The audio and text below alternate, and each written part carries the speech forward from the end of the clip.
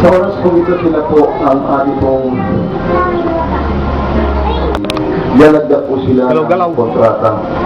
May tatlo pong bahagi ang kasalan ng natin physical marriage. Ito po yung nagkakasal tayo, hindi nagkakasal na marriage. So, pipirmas ng kontrata at ang kontratang ito po ay magpapatunay ito po ay sa census at sa ilalim po ng ating batas na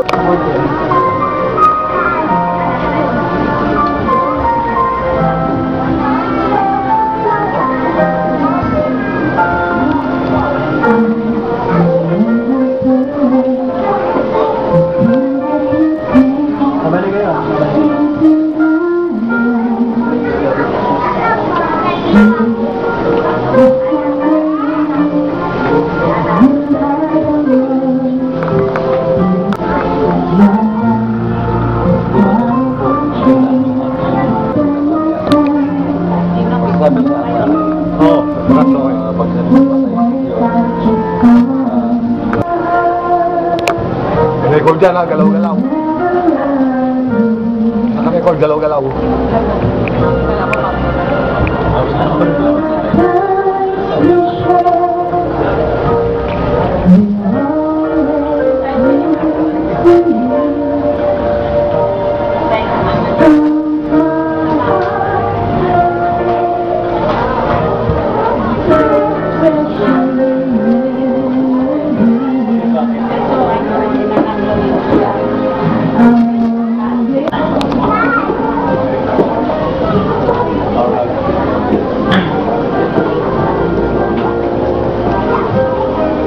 Alam sa pagsasama po ay hindi naman perfect, kumbaga ay malaro sa dadaanan. May mga adjustments dyan, minsan naramdaman ni Rosa ng pressure. Pero hindi naman nakahulugan, nag-iisa si Rosan, nandiyan ang kanyang asawa na magsasabi, kaya mo yan, nandito naman ako sa tabi mo eh. Yung mga times naman, kahit po lalaki, ay minsan nakaramdam ng pressure man sa trabaho siguro. Pero hindi man nag-iisa siya, sabi ni Rosan, nandito na naman ako sa tabi mo. Tuloy lang tayo kasi kaya natin yan. Pero yung mga pagkakataon po na, alam mo kasi mga problema nagtuturo sa atin eh. Maraming tinuturo sa atin. Eh, huwag mo tayong panghinaan ng loob. Yung mga tayo sa parehong naapektuhan. Pero hindi ang mahulugan na sila po ay nag-iisa. Kapag ang Panginoon na sa gitna po na kanatuningin sa iba. Iniwan na rin ni Rosa ang kanyang pagkadalaga ngayon, siya po hindi na available. Palakpakan po natin ang Panginoon.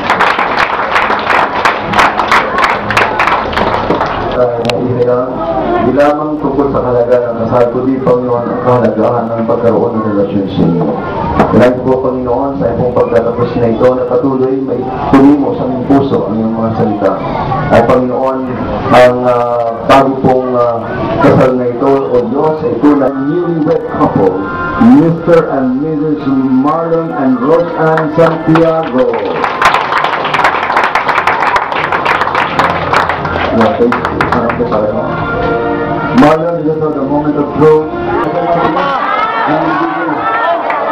Nagigigit sa mga kapatid na ulitin. Alright. And a round of applause to Mr. and Mrs. Marlon and Roseanne Santiago. Alright? Okay.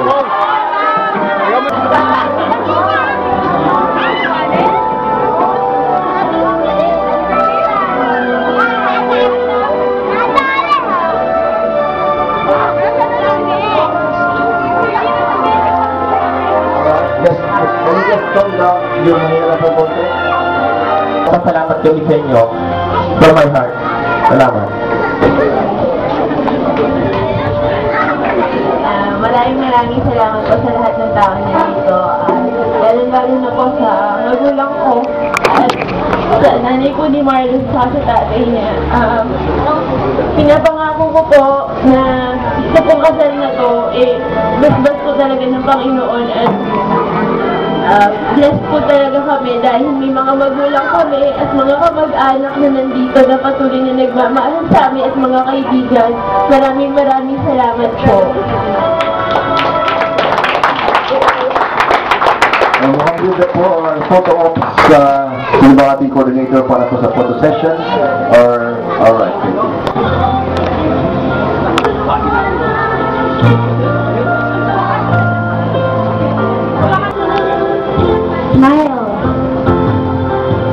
ba? Okay na ba? Okay. Sandali lang. Meron pa daw. Okay.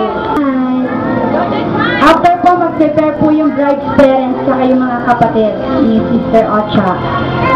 Sa po? Okay na? Okay, maraming. Susunod po yung principal sponsors after this. Okay, thank you. Pwede po mag-stay yung maid of honor saka yung yung best man. Okay na. Okay na po? Okay na. Okay na po? Then I will ask Sister Rose to pray for the food. Mga kamag-anak, pagkakataon po ito.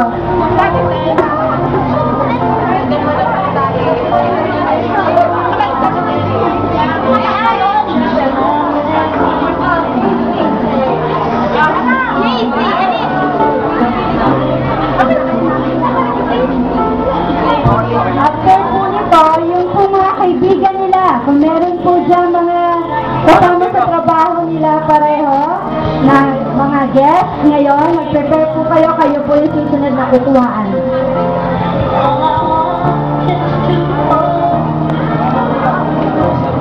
Yung pagkakataon. Okay, sa kamay kayo. Yan. Nakarecord yan. Kamay. Galaw-galaw. Bahay. Oh. Sa kumamay. After po nito yung church mate. Yun pong mga relatives ng bagong kasal, meron pong reserve table para sa inyo sa loob. Pwede po kayo doon pumasok. Kiss kayo. Church mate! Ngayon naman po, church mate. Yung mga kasama sa church. Batiin nyo. Ay, batiin mo. Hindi pa po tapos. Ay, isa pa po. Yan. Sige. Baka may kaibigan ka po dyan. Kiss na kayo, batiin mo. Sige. Oh, ba't si Marlon lang binabati nyo? Ay. Mag-prepare po yung church mates. Kayo na po. Here, Mr. and Mrs. Juana Santiago.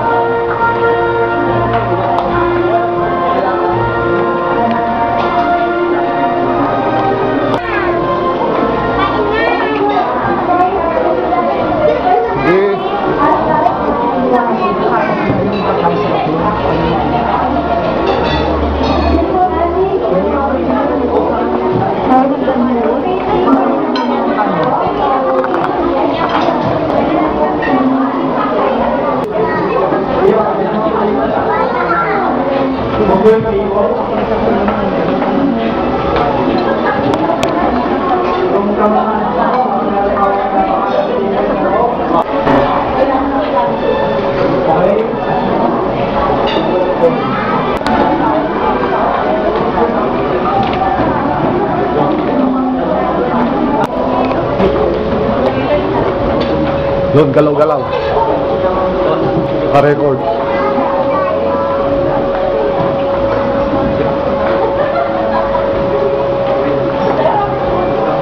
Bakit sila?